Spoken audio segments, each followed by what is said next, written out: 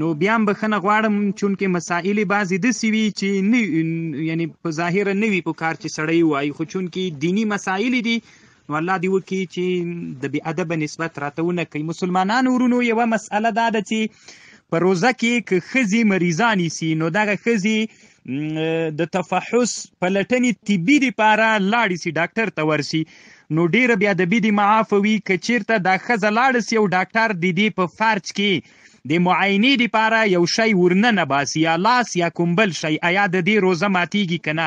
ځکه مې ډیره ضرور وبلله مسلمانانو ورونو چې دغه مسئلې سره ډیر مسلمانان واقع کیږي، نو بالکل په دې روزه ماتیږي.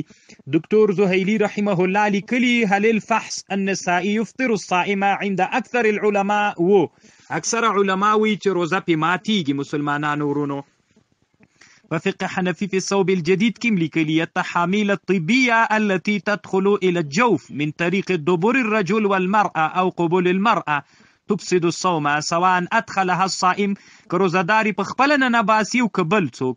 نو په دې کې مسلمانانو ورونو روزه ماتیږي فقه حنفي في الصوب الجديد کې، او په بحر الرایق کې هم دغه مسئله شته ده چې روزه ماتیږي که چیرته یو سړی یوه ښځه خپل فرج ته ګوته ننباسي او هغه ګوته په اوبو یا په غوړیو لمده وي نو روزه ماتیږي. نو همدغه نه علما د اوس عصر همدغه مسئله را مستنبته کوي چې تفحص طبي د وجې نه هم روزه ماتیږي ورباندې مسلمانانو ورونو.